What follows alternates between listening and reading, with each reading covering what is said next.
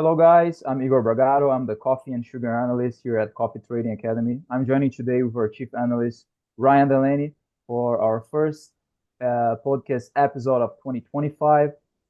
So, 2024 was a big year for coffee. We've made multi-decade highs. We have an inversion that's lasting for a few years now. So, that leads us to that usual question we have in this podcast, which is what the heck is going on in coffee, Ryan?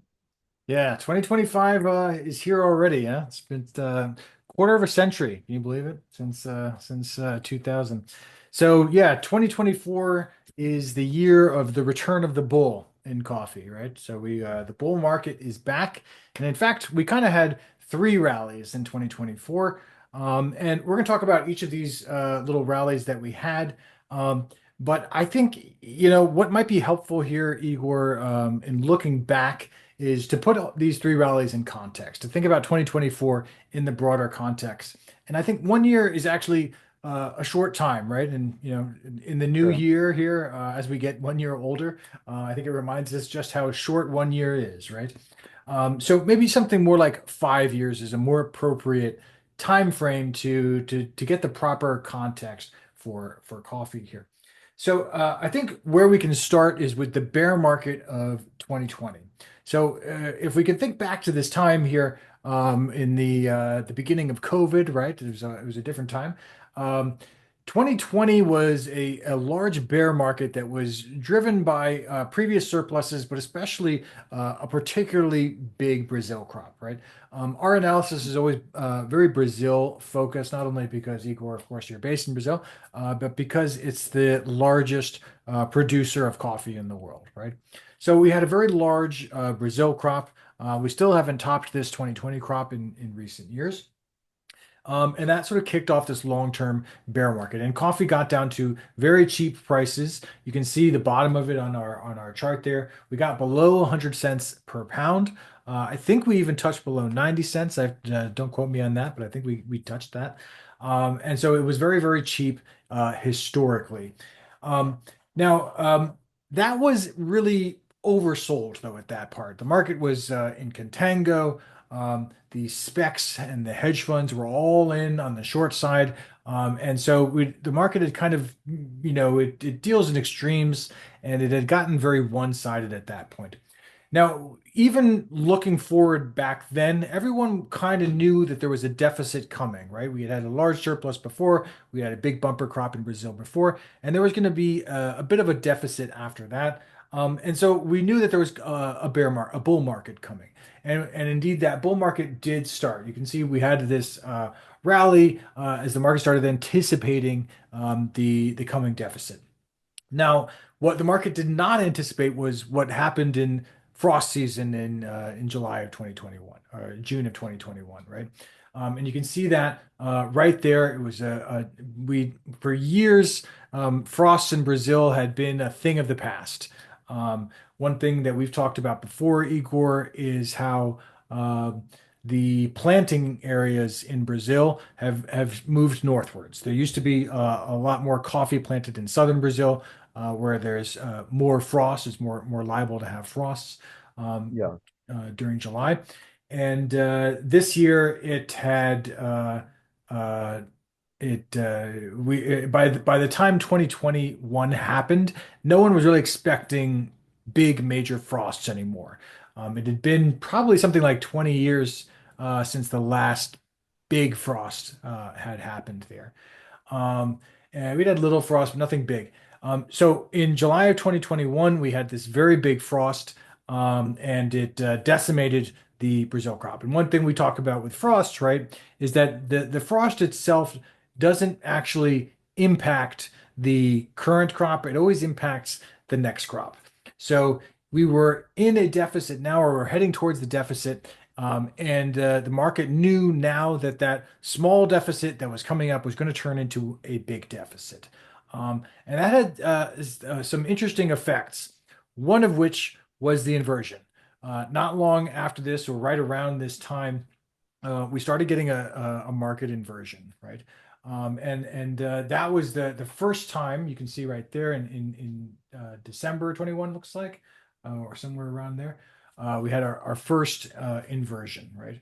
Um, Now, the so we had that bull market, and that lasted until February of 22. Okay. So you can see there, that's the peak of the bull market.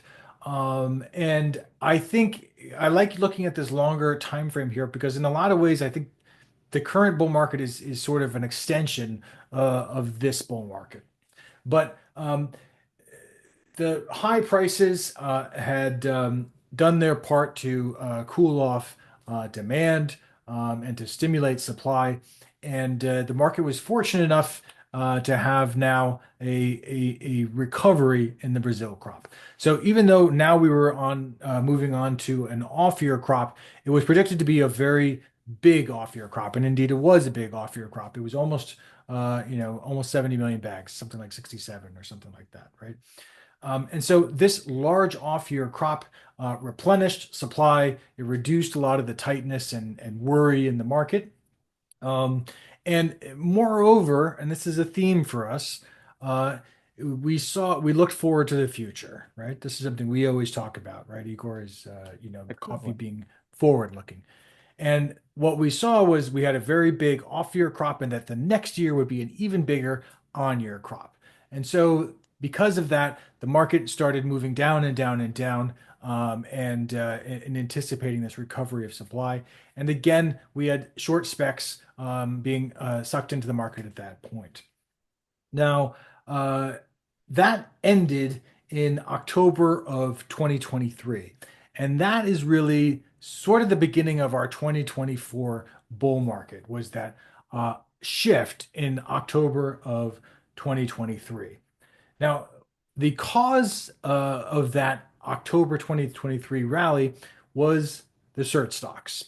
Now, what had happened is that when you have very cheap futures, that tends to increase the price of differentials, right? They have an inverse relationship. And so the market had been consuming certified inventory.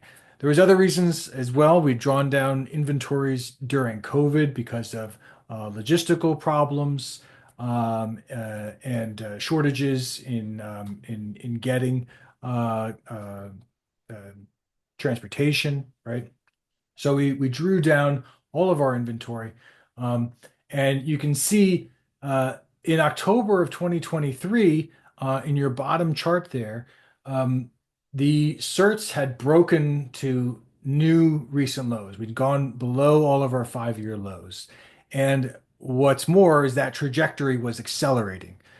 So as we got towards January of 2024, we were getting to very low stock levels in the certified inventory, and it was at a very rapid pace. So this was all very concerning, and it supercharged the inversions, and it buoyed the market. The market said, "Hey, there's no reason for us to be selling down off below 150 cents when certified stocks are dropping to all-time lows, or not all-time lows, but 30-year lows, right, or 25-year lows." Okay. So that was the beginning of the bull market. And that started in October of 2023. But now we're finally to 2024. And really, 2024 started out fairly tepidly. If you look at your chart right here, you'll see that um, actually the first quarter of 2024 was relatively mild.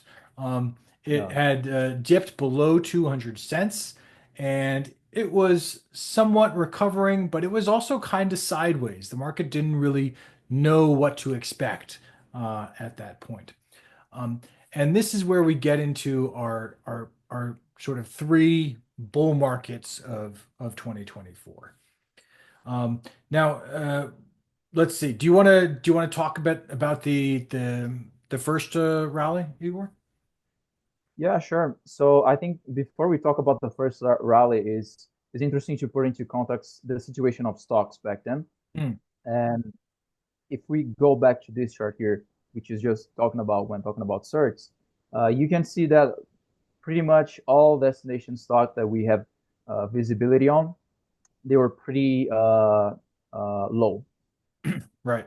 certain special, but also the European stocks. So you can see out of these three stocks that we are analyzing, the European stocks reported by the ECF, they were very, very low by historical standards. Hmm. That's when they reached multi-year lows, about roughly half of they used to be just a few years back. That's a good point. It Now, wasn't just search stocks, it was really all destination stocks. yes, exactly. So we are in a situation where the market couldn't take any more supply shocks. And then just when things would need to start improving in order for prices to come off, we we've seen quite the opposite. So we've seen the Robusta rally driven by the collapse in exports. So, and Right, this that's part right. here, So the just for the first rally record, here is, I think this was an interesting one because this was really a Robusta rally, right? yeah, Um, Now, normally in the coffee markets, Arabica is the leader. When Arabica rallies, then Robusta follows.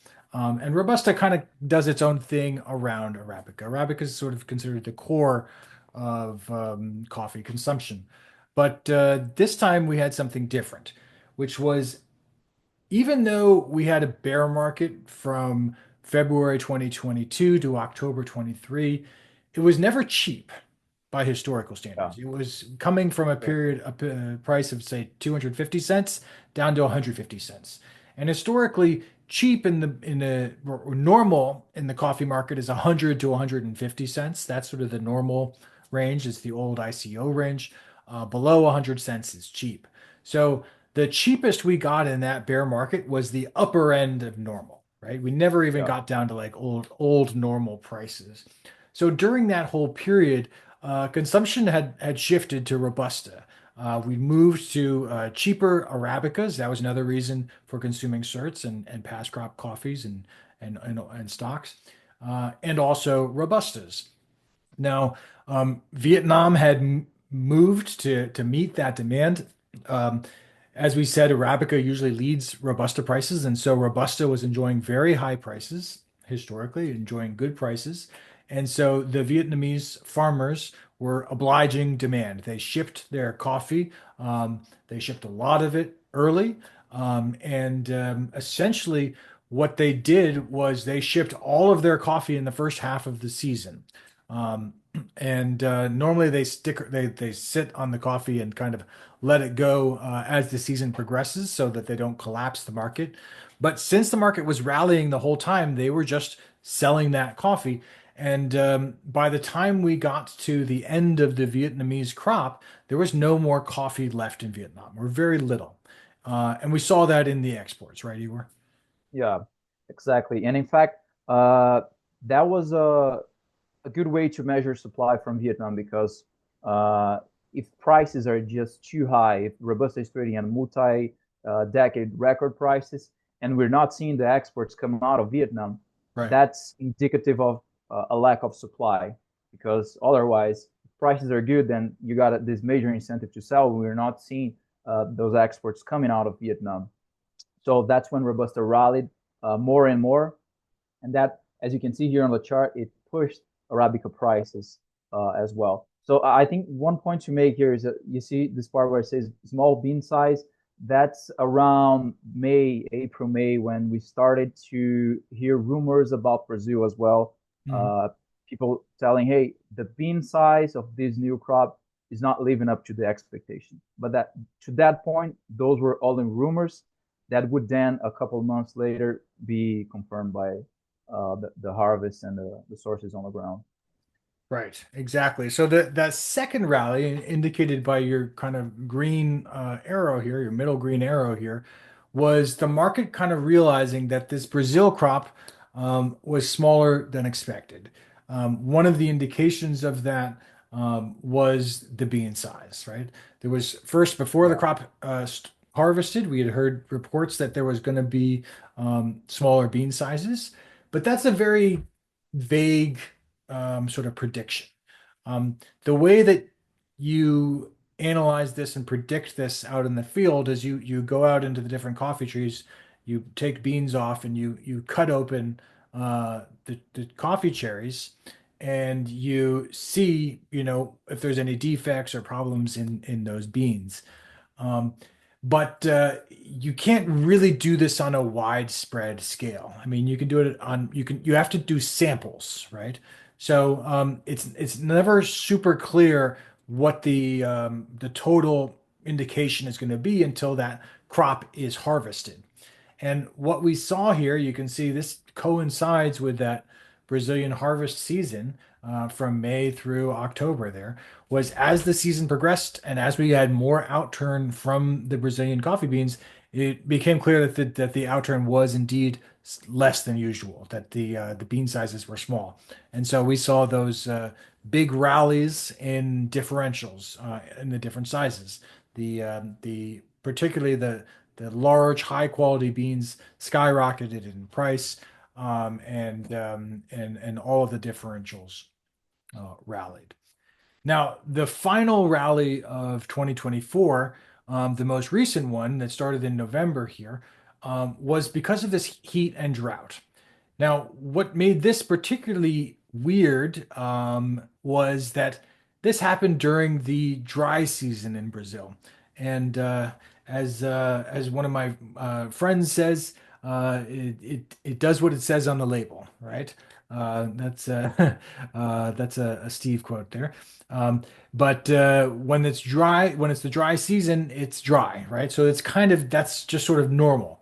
It's hot and dry. That is sort of the summer period, right, Igor, in Brazil? Yes, exactly. And the weather shock, it didn't come in November. It come prior to that, which, like you correctly put, it was a dry season, so it was Mm. expected to be dry.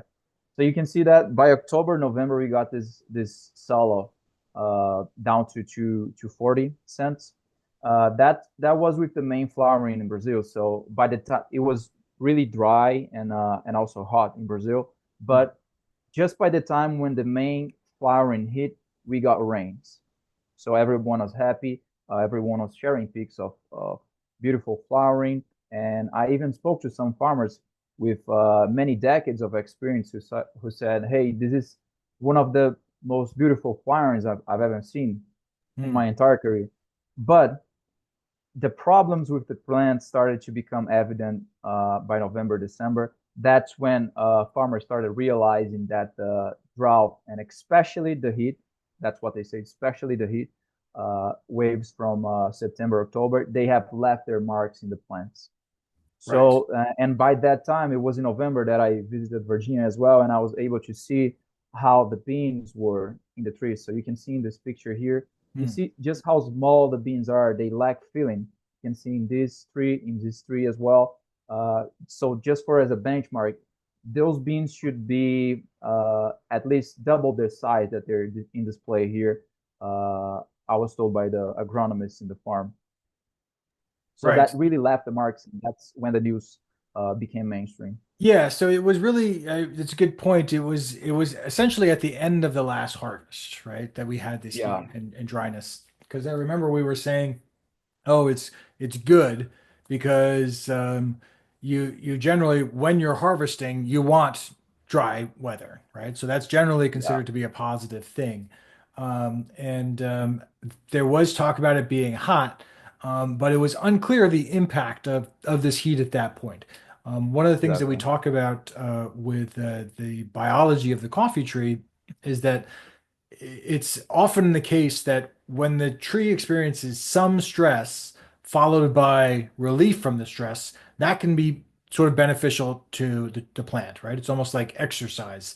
You want to have a little bit of positive stress on the tree, followed by good water and good weather, and then you can have a very nice crop. And that seemed to be kind of what was happening, right? Like you said, we saw a beautiful flowering. And that beautiful flowering suggested that, hey, actually, that stress was good for the tree. We're going to have a really nice crop coming. Hmm. And it wasn't until the next couple of months when we started to see that bean setting after the flowering that it became clear that something was wrong, right? That Yeah, the beans were not progressing as they normally do. And this the realization of the magnitude of this impact was sort of slow over the month of November. Um, there was, I think, some of the trade houses picked up on this and were aggressive in saying that this was going to be a problem. Others were slower, but the market gradually came to a consensus over that time period. I remember I was in at Sinter Cafe at this time, and that was the talk of the town at Cinder Cafe, and how everybody was becoming more and more bullish based on this new development. So that's really brings us to the end of 2024.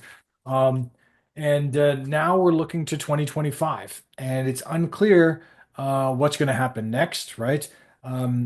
It could be that the estimates of damage are exaggerated, that now everyone's going to start coming back and pulling back on those. It could be that they are underestimated and it's going to get worse and worse. Um, but before we get into any conclusions, do you have anything else you want to add about this, Igor? Any other thoughts about what happened in 2024? Well, what I'd say here is that it's not like this is a disastrous crop that Brazil won't produce anything at all next year. It's rather, hey, we would need to have a decent crop next year. We couldn't afford to lose potential on that crop, and it looks like we will lose potential on that crop.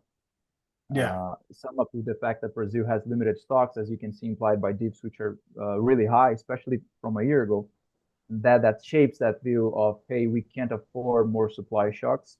Uh, so that would be, I guess, my general take on this.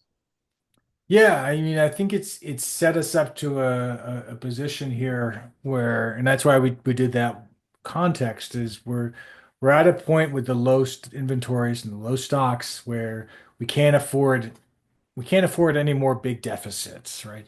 Yeah, Or if we have them, it's going to have a large impact on price.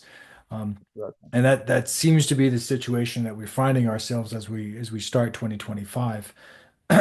So, what are our conclusions here? What lessons can we draw? Um, I think you hit on one of those, Igor's, which is stock levels. We need to pay attention to what the stock levels are, and that's really where the rubber meets the road of supply and demand, right? As supply and demand intersect, then we get stock, right? That's what we Yeah, the outcome of that is, and that's going to be a key indicator to where we are and how vulnerable we are to the future. And I think that's sort of the second point is that the market is forward looking, right? We're always looking forward to the future in coffee. It's not just where are we right now? That's part of the picture, but also what is our forecast? What are we thinking that the prices will be in the future? What do we think the supply and demand will be in the future? And that will in turn impact price. And then the third takeaway here is I think we have to be paying attention to weather, especially Brazilian weather. That's yeah, because the market is forward looking, weather is our best indication of what future supply is going to be. Um, Brazil, obviously, the largest producer of coffee, so that's going to be where we're going to focus most of our attention. But other key origins that we definitely need to be paying attention to is Vietnam, Central America, Colombia, and we've been reporting on this in our reports, right, Igor? We've had less than ideal weather in some of these origins. yes. Those origins, as of right now, what the precipitation maps tell us is that are overly wet during the harvest, which is not Mm. ideal. Those are origins that have grappled with issues like this in the recent past. So that's one point to watch. Another point I would be closely watching is Brazil weather, any indications of drought, but especially drought accompanied by heat. As far as I could tell, talking to farmers in general, heat appears to be the main concern here. So if another heat wave hits Brazil, that would take out a little extra potential from Brazil. But so far, it's not what we're seeing on the precipitation forecast. So Right. I'd say monitoring weather is key moving forward into this next couple of months. One thing we didn't really talk about that much, we touched on a little bit, but I think is important as well here is the inversions, right? Yes. And the inversions were really, it's kind of a chicken and egg scenario here, but the inversions have made it very expensive to carry coffee. And that's one of the main factors why destination stocks have come down. Um, our initial thought was that the destination stocks were coming down in part because of these inversions and that they were kicking that inventory back to origin. And they were saying, hey, you have to carry this in origin. Um, and another thing that we didn't talk about that much is how even though we thought that the inventory was being built in origin, it turned out that Brazil may have depleted its inventory, right? You were recently traveling around the Yes. regions, and that was sort of one of your conclusions, right? Yes, that's a good point. Brazil stocks are always a puzzle. We don't have that much of a clarity into Brazil stocks. So the best we can do is estimate. So each one of the players in the market will do their best to estimate Brazil stocks. So what we've been hearing is that they're low. Last week I talked to a farmer who said from Cerrado, he said, I was recently in a warehouse and I can tell that stocks are low. I can quantify, I can say how much, Hmm. how low they are just by looking at it. So that's one of the issues here. But as far as we can tell, what Tips tells us and sources on ground and the different variables we can analyze point towards that low stocks in Exactly. Brazil. So now the question is, what's going to happen with inversions going forward? And we did a study on this not too long ago. I think it was back in November or October, Yes. in preparation for that Center Cafe chat we did. And this study basically showed this very strong correlation between certified inventory and the calendar spreads.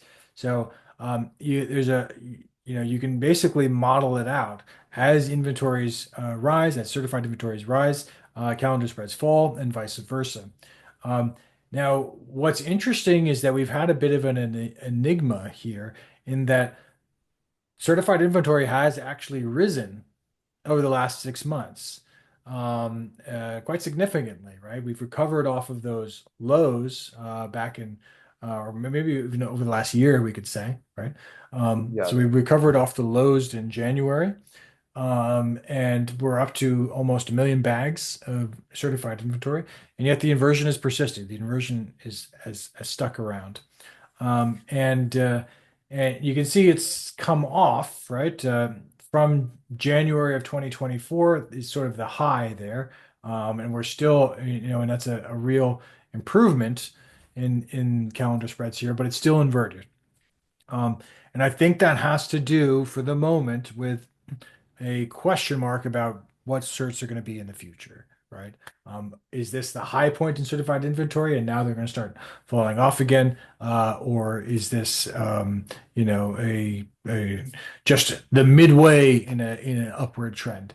And that's going to come down to differentials. I think that's going to be the big uh, um, variable here to determine what happens with certs and whether or not we can actually get some tender parity in those prices. All right. Anything else you want to add, Igor? No, I guess that's all I had in mind for today. All right. So thank you everybody for joining us. Hopefully this we've able to you guys to get a little bit of a recap on what happened in 2024. If you're looking for more of a forecast, that is something we offer in our research. We also have a course coming up in about a month here, so we're looking forward to seeing many of you at that. But feel free to reach out to us with any questions or comments. We're always happy to talk to you. All right. See you next time. Thank you guys. Take care.